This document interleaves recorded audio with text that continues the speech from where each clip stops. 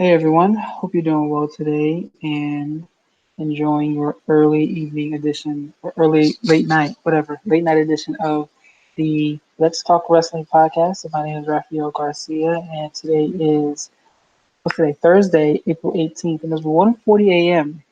For some ungodly reason. I am awake at this hour and I'm awake at this hour to talk professional wrestling. I have no idea what's wrong with me. I have no idea why I am doing this to myself, but I'm up and we're gonna do this. Oops, excuse me, I apologize about that. I am up. We are gonna do this and we're going to talk about some professional wrestling because it's been a pretty busy week where there was a few different things going on that I wanted to talk about. I wanted to cover because I think that it's worth the conversation. We're gonna be talking about the Superstar Shakeup. We're going to be talking about the um, disgruntled wrestlers that are leaving the or trying to leave the WWE right now, and just having a conversation about that and the overall response from fans, response from fellow wrestlers, and the creative direction that we see is impacting this decision to make their exit. So, with that in mind, I always want to start off by saying thank you for listening to us today. Thank you for taking the time to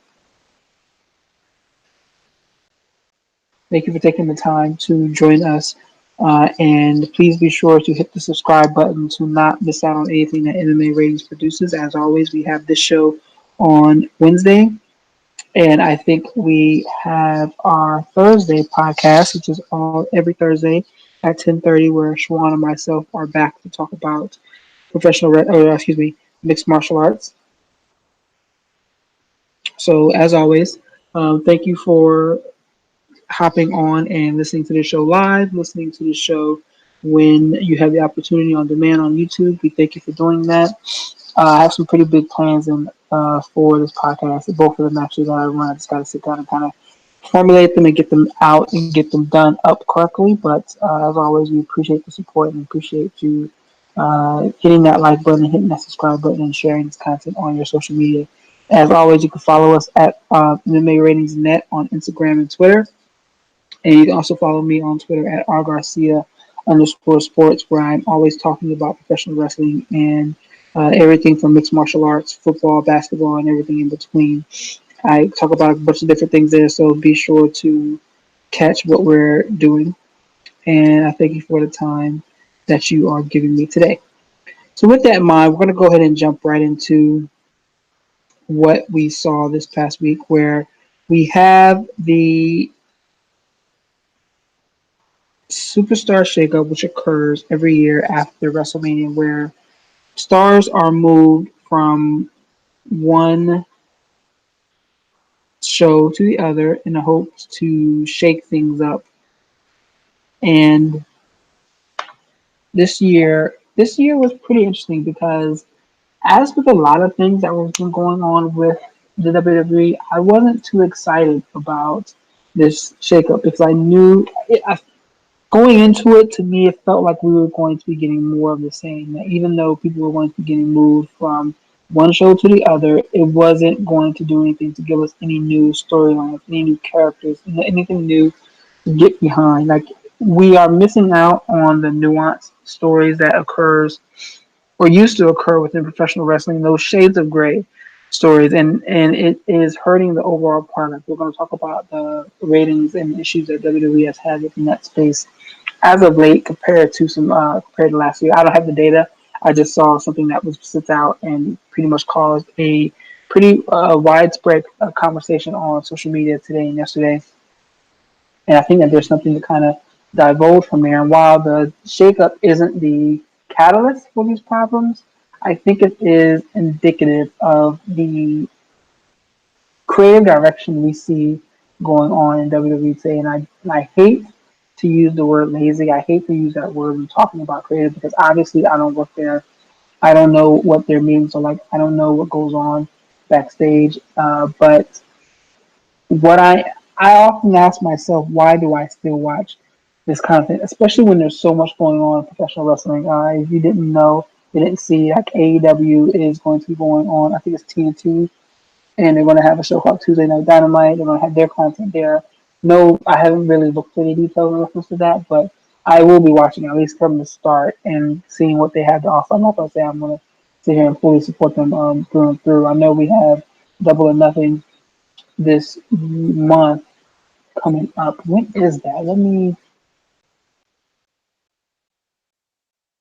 intrigue. Hop on over the site real quick.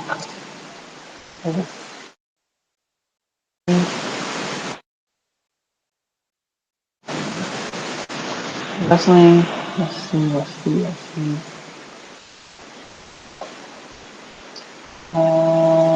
That's live. Okay, so April and May. Let's see. The Starcast is May 30th. Double or Nothing is on the 24th, and I will plan on purchasing that. But I am looking for content outside of WWE, and it's not because part of it is because I am a wrestling fan and I'm trying to consume as much as I possibly can. But B, part of it is that WWE isn't, they aren't putting their best foot forward. And it's almost frustrating because you know that they can do better. You know that they have the resources. They have the resources and they have the talent. This is probably the best roster of wrestlers, of competitors, of talent, of characters that they've had in a very long time. And it's interesting that they are struggling to build new stars. Not even necessarily stars like John Cena or The Rock or Stone Cold Steve Austin. Not even necessarily those breakthrough transformational stars, but they're having a hard time building up people that can garner a reaction from time to time. And when they do have those individuals start bubbling up, like Becky Lynch or like Sasha Banks or like others, they seem to, or like Elias, for example, they seem to get it's almost as if they stifle those individuals because it's not it's an organic build instead of something that they did on their own, and it's really disheartening to watch. It's disheartening to see, and I hate to really complain about that because I enjoy professional wrestling. I think I started watching it when I was 8 years old, probably maybe a little bit earlier than that. I'm 35 now, and it's unfortunate to me that I often get frustrated with myself watching week in and week out, watching the pay-per-views, at least WWE. There is good content out there. There's a lot of good content that's going on week in and week out, and you just gotta kind of find it. You gotta buckle down. Sometimes you gotta subscribe to some networks to get a hold of it, but there is good content out there. Unfortunately, right now that content isn't coming from the flagship, the mainstream powerhouse, which is World Wrestling and Entertainment. And let's talk about this shakeup from this past weekend. So the shakeup occurred across 2 days, on Monday at Monday Night Raw and on Tuesday on SmackDown Live. And wrestlers from one brand, and also NXT was also involved. And we'll talk about that in a second. Wrestlers from one brand appeared on the other. So for Raw, they got AJ Styles, The Miz, Ricochet, Aleister Black, Eric and Ivar, who they are actually Eric and um, Hanson and Rowe, excuse me, Hanson and Rowe from their War Machine, also known as the War Raiders. They were brought up to Raw with name changes, and their team name is called the Viking Experience. I'm not going to delve into that because Twitter lost their shit on Monday. It was the funniest thing I have seen. That overall response, but the social wrestling space lost their shit because I don't think anyone saw it coming. I don't think anyone knew. Like I didn't read about anyone saying that there's going to be a big change to a group's name. A lot of people have been talking about the way names have been getting shortened and just getting shifted without any just cause. But this was something huge, and it caught everybody off guard, and we were just like, what on earth?" But it was almost comical that A, how bad the name is, and B, just the overall response. It was pretty hilarious, and I enjoyed watching people have their meltdown on Twitter about it. I mean, I thought it was comical, and I kind of joined in as well. But we also got Andrade and Zelina Vega Rey Mysterio, the Usos, Naomi, EC3, Lacey Evans, Eric Young, and Cedric Alexander. SmackDown got Roman Reigns, Finn Balor, Elias, Bailey, Ember Moon, Kerry Zane, Lars Sullivan, Buddy Murphy, Liv Morgan, Chad Gable, Apollo Crews, Mickey James, Otis, and Tucker, also known as Heavy Machinery. So those are the individuals that moved. I think I like how it's done. Well, excuse me, no, I take that back.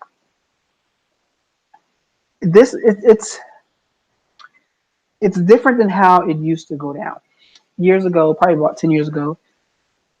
It's been a long time since they've done this, a couple years at least. But WWE used to have their drafts where they would basically say they would take the whole roster, shake them up, and say we're gonna go back and forth between picking picks. Looking back at that, that seemed hokey and it seemed like it didn't fit. It seemed in professional wrestling. But comparing that to the way they do it now, it's much better then. Just because it with these shifts here, I feel like we're still going to get some of the same matches. I feel like there's going to be people on these rosters now that yes, they'll get some better exposure potentially, but I don't think we saw anything that made anyone stand out above the other, except for Roman Reigns and AJ Styles. Outside of that, none of these individuals automatically make me want to watch them more. I'm going to watch them just because I'm a fan of professional wrestling, but I don't think anything was done to make them stand out more. I mean, you had AJ who was in the main event with Seth and Roman. The Miz is still involved with this storyline with Shane. The Shane's on SmackDown, so I don't know how that's going to work. Are they going to just continue hopping back and forth? Ricochet and Black. I mean, I was hoping that they would split them apart because they're great individual stars, but they're going to keep them together, even though they've lost, I think, 3 tag team title matches in a row. So there's that. Eric and Ivar, I expect them to be in the title picture quickly. I mean, they're over. They're going to stay over. And those two big guys can perform. Andrade, him and Finn Balor scored up on Monday. I want to go back and watch that match. We've seen what he can do with Mysterio. He's been on a high quality match run for so long now that this guy can do just about anything in the ring that's asked of him. And with Zelina by his side, I think he's just going to continue to excel and grow. Or he has the potential to do so. I just don't know if creative is going to give him that opportunity.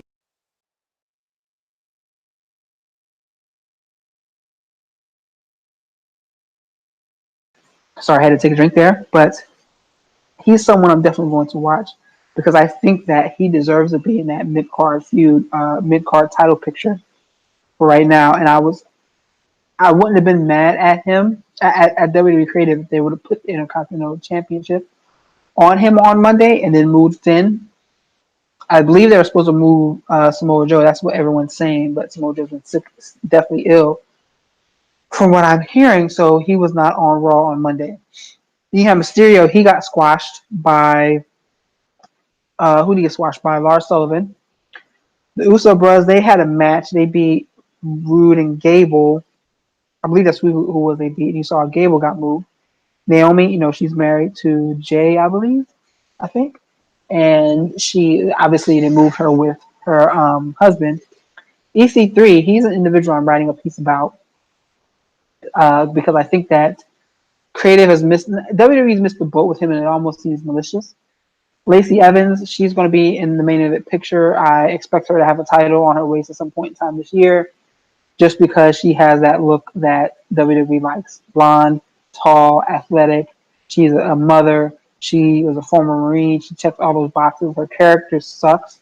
I think it reminds me of a plantation owner. I've said it time and time again. But, and she says homophobic. She's made homophobic statements. She's dressed in dark and blackface. So, yeah, she might be a little bit of a not shit person. Eric Young, who was an interesting name on this shift because pulls him away from sanity. We're going to talk about that more as well. And it's Eric Young is a utility player. He can be someone like he could be like a Dolph Ziggler, and I'm not saying that in a positive or in a derogatory way because I know some people have their feelings about Dolph, but he's someone that can be inserted and will make the best out of whatever is given to him. We've seen that so long throughout his career that he continues to make the best of the opportunities that are put in his lap, and he excels at them. So I think that he's someone that we should pay attention to because I am not ready to I am not ready to write him off yet.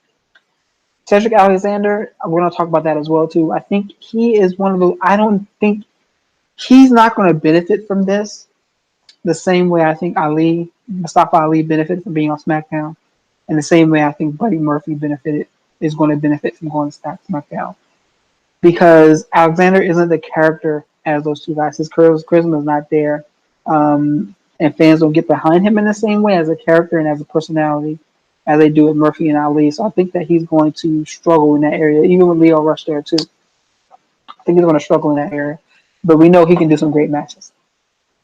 Uh, and then the same thing with SmackDown. Reigns, I'm on the fence about this because obviously he was moved to bolster that roster as they get ready to move to Fox in October, and he is immediately inserted into the biggest storyline around Vince McMahon, totally taking the focus off of Kofi Kingston, which I think is unfortunate because obviously there's so much to celebrate around Kofi, and he's so over, along with the New Day.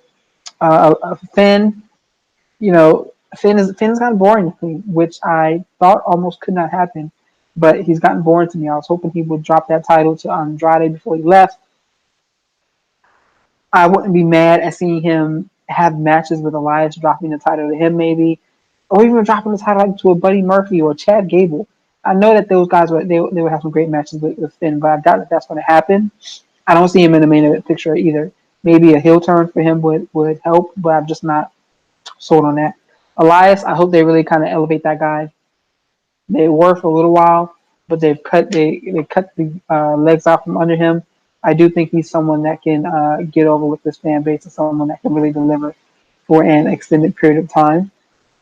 Then we have the women's side of the docket looks fantastic on SmackDown. You can't really say that for Raw, and it's interesting because the women are going to be the women champions, Iconics and Bayley and Lynch are going to be going back and forth between the two shows. But much of the division, the better part of the division, in my opinion, is on SmackDown. Obviously, you have Bayley, Ember, you have those two. You have Asuka, you have Kairi Sane that just came over. You have Carmella still there, who's gotten so much better. I'm interested in seeing what Liv Morgan does. I think Liv Morgan can be someone like a Carmella, where she excels. When we really all kind of thought she was going to fail, I felt that way about Carmella. But if you look back at the three, she's the one who's doing the best right now. I think Liv has the opportunity to elevate herself with this move, and you also have Mickie James as well. So you have a stacked women's roster over on SmackDown. So it'll be interesting what they see there. I'm glad that they brought Carrie up, put her with Asuka, and then put them with Paige because that's unfortunate. But the biggest thing that has not helped Asuka in her run, even though the booking has been shit, her ability to speak English has hindered her. She's gotten a lot better. I think Carrie's gotten. I think she's been working on hers while she's in NXT as well. I think that's also why they left Io Shirai and broke up the Sky Pirates because she wasn't ready to come up for out of the ring issues or struggles, whatever the word may be there. But I like how they booked I like how they paired her with Asuka. I think that they're going to be the next contenders for the women's tag team titles, and honestly, I think they're going to be the next champions. I would love the belts to be on them instead of the Iconics and add some believability to their run. Lars, I don't really care about him. Buddy, I think this is going to be big for him. I could see him being in the mid-card title picture. Like I said, I wouldn't be mad if they took that belt off of Finn and pulled it around Buddy's waist. In fact, I think he might be bigger. He probably weighs more than Finn as well, too. So I don't want to hear anything about him being too small. Chad Gable, same thing goes with him. A match between Chad Gable and Buddy Murphy, I would get so excited about that right now. So there's so much there. Apollo Crews, another mid-carder. Otis and Tucker, I'm not going to talk about those guys. But one question I did have is, how come no one goes to NXT? Imagine a situation where We look at the roster right now of people who on Wikipedia right now, and let's just throw out some names there of some people who could have benefited from going back down. Let's say Bo Dallas, Kurt Hawkins. I mean, not Kurt Hawkins, excuse me, Curtis Axel. Imagine moving those two back down to NXT. Dolph Ziggler, he doesn't have to stay down there. I think he could put on some great shows, some great matches for a little while to come back with Johnny Gargano and come back up. Who else could go down and come back up and just be like a big moment for that brief amount of time? Tyler Breeze, I know he's been hinting at the idea of a match with Velveteen Dream, and I hope that they book that. Cesaro will go up and come back. Harper, who requested his release, we're going to talk about that later. He could have gone down and come back up. Killian Dane, they're not doing anything with him. Nikki Cross, not doing anything with her. The same thing with Sheamus. Imagine them two going down and having a match. Cesaro and Sheamus have, well, I guess since the War Machine is up now on Raw, that would be a little difficult to do, but that could have been something happening there. Imagine Xavier Woods just making a pop in at NXT and having a program with somebody. Yeah, he's in the New Day, et cetera, but still, why isn't anyone moving to NXT? Why didn't anyone from NXT UK move? No Pete Dunne, no Tony Storm, no Rhea Ripley. Rhea Ripley would have been huge in the women's division. I love her. No movement across those two brands almost makes you forget about them, and it doesn't make you want to watch either one of those two brands even more. So that's another angle that can be taken as well. There's so much to kind of break apart from that situation too. But I always ask, why wasn't NXT involved in this shakeup? So there's that. But when I look at the people that are moved around, my opinion, the winners of this situation are Cedric Murphy, goodness, Buddy Murphy, Zelina Vega. I think she's going to be given the mic more and be more of a character. Bailey, just because I think they kept beating us over the head with, she's going to be a singles competitor. She's focused on singles competition, so I think that's going to serve her and her character well, especially because we have no idea what Sasha's going to do, if she's going to come back. Ember Moon, same thing. I don't trust them. I don't trust WWE in putting the bill on a black woman or a minority woman for an extended period of time. And we're going to be talking about that in a second, but we're going to see what really happens there with her. Then there's Liv Morgan. Again, I think she's going to excel in this situation too. Same thing with Chad Gable. I think this is an opportunity for him to do some big things there.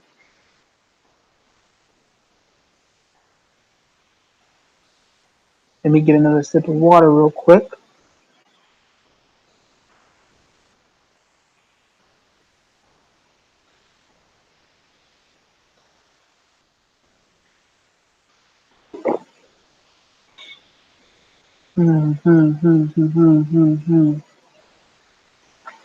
Who else? Who else? Who else? The losers. I think I've tagged War Machine as potential losers for the Superstar Shakeup. I looked at Kerry Sane. I'm concerned about because I'm not. I don't. Kerry Sane I'm concerned about. I did write a piece of that. I think she should stay where she was, and we're going to see what that long term booking looks like for her. Naomi, I think she's going to take a back seat to Alexa. I don't know. Well, Charlotte's still on SmackDown. She's going to take a back seat to Alexa, Becky, Lacey, and everyone else that's on Raw. And Eric Young, again, I think he is a multiple tool player. We saw him do the damn thing in TNA with Sanity when they were in NXT. They had a very good run there. I don't think he's going to get the opportunity to do too much on Raw. He was kept off of TV on SmackDown for months, and no one really saw him. I mean, they're sending Alexander Wolf, from what I hear, sending him back down to NXT, and Killian Dane and Nikki Cross haven't been on TV at all. Killian Dane looks like a monster, and imagine pairing him with Nikki. I think that would do both of them well. He should have been the monster that they brought Lars up as, but I'm not in charge, so that's neither here nor there. And the question of, does this make me want to watch wrestling more? Does it want to make me catch the live content more? Not really. Does it make me want to buy tickets to a SmackDown Live or a Raw when they come around to this area? No, not really. It doesn't make me want to do either one of those things. And that is what the shakeup, that to me, in my opinion, that is why the shakeup has failed. It doesn't make me want to get more invested in these storylines at all. And in looking at the people that were moved around, it's really clear that they are booking, or they are building SmackDown up to prepare it for the shift to Fox in October. I believe it's October 19th or something like that is the day. Let me check my handy dandy calendar here. Yeah, I think October 18th or something like that is the first show date when they move to SmackDown, and I think they're fully prepared to throw the kitchen sink because ratings have been struggling. Originally, you heard a lot of talks about Fox was pushing to get Ronda Rousey on SmackDown, but with her going on her impregnation vacation, whatever the fuck that is, moving Roman Reigns over definitely draws some eyeballs when it is needed, because when he makes moves, people do pay attention. They may not pay attention as much as Rousey, but it is a good shift there. And so I do think that we are heading to a situation where SmackDown is the A show. What I don't want though is that this show's got to stay 2 hours. SmackDown is head and shoulders above Raw right now on a weekly basis. I think from a content perspective, not the rating wise, but from a content perspective, I do like what I see on SmackDown much more often. The question is, with all this talent and with thirst for ratings on Fox, I hope it's inadvisable. I hope they don't do it, but a lot of people are expecting them to move SmackDown to 3 hours. If they do that, I hope that they do something about Raw, maybe scale that back to two. But I doubt that that will happen because, as we know, Vince McMahon and the WWE love that money, so they're not going to turn down any money at all. Um, will these moves benefit anyone creatively?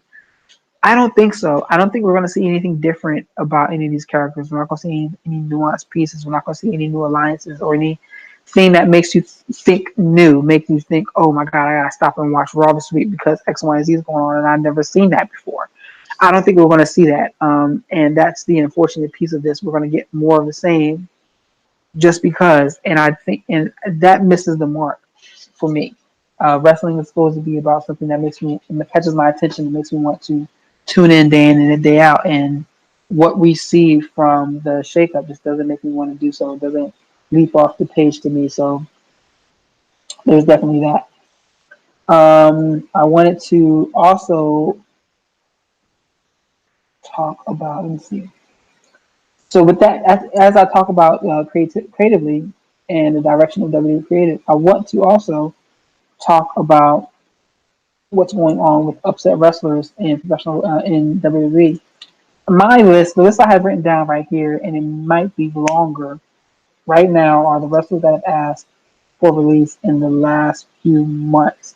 We have Dean Ambrose, Ty Dillinger, The Revival, Dash and Dawson, Mike Kanellis, Hideo Itami, Sasha Banks, and Luke Harper. They're the newest two. A lot of people were talking about this, and he didn't mention. All of this really kind of started with Neville. He was one of the first ones to do it of this generation. He just said, "Fuck this shit," wiped his hands, and said, "I'm going home until my contract expires." The Sasha Banks and Luke Harper aspect of this are the newer two. Luke, his contract is set to end this year sometime in a couple months, and he took to Instagram to tweet a note that he wrote about asking for his release. And this is after he's been writing some pretty interesting pieces and pretty telling pieces about how he views himself within the organization as he is continuing to struggle to find his place. And I think it was interesting watching or reading those pieces. He had a great match on Sunday at Access. Well, it wasn't on Sunday; it was pre-taped, but it was shown on Sunday. But people have been screaming for Harper to come back and for the WWE to use Harper. Eric Rowan was out injured, came back and was inserted in with Daniel Bryan, but they did nothing with Harper. I remember when he stole the show with him and Dolph Ziggler, and he became Intercontinental Champion. No one. He is a guy who can work. I feel like he's one of those guys that can play so many different characters. He has that look that he was kind of stuck with in the Wyatt family. Like, I think he has such versatility that WWE really missed out on leveraging him in any way, shape, or form. But he asked for his release. And then you got Sasha, who I wrote about this week, and a lot of people are upset about her for the way she handled it. Me personally, I had no complaints, and if anyone who is complaining about the way she carried herself, if they are doing so, then I want to question their motives in doing so, because no one was upset when the revival, when their request, their release. Everyone supported them. Everyone supported Dean Ambrose. People are saying that they want the best for Luke Harper, and when people are responding that way, but a woman of color does something similar or the same thing, and there's disdain, there's anger, that tells me that there's a deeper meaning.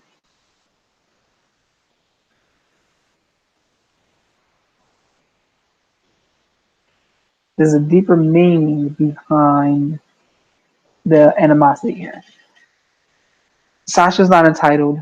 She's not acting spoiled. She's not being a brat. She's earned everything that's been given to her, or everything that she's earned since joining WWE and before. But what is being reported is that she was mostly upset because her and Bayley were expecting to get a good and lengthy run with the women's tag team titles that they really helped push for, but that did not happen. They held those belts for 49 days before dropping them unceremoniously to the Iconics. And while I don't want to say issues with the Iconics, I'm just not big fans of the content. Maybe I'm trying to watch them a little more, see what they do. Yes, they are funny. I will give you that. They are hilarious when they are on the mic, but you can't tell me you've seen any matches from either Peyton or Billy that makes you stop and say, you know what, these two girls can play a big part in WrestleMania. I can guarantee you haven't seen any content from either one of those women like that. And if this was a long term feud, 3, 4, 5 months, whatever it may be, and the Iconics didn't want the belts there, I think they would have much more meaning than putting them on them in a 4-way match at WrestleMania. Think about the way a lot of people were stressing over the inclusion of Charlotte in the main event at WrestleMania 35. It looked like it cluttered it up and muddled the situation. Imagine, yes, the Iconics had their moment at WrestleMania 35, but even me being there, it was distracting because so much was going on. I almost didn't catch the pin.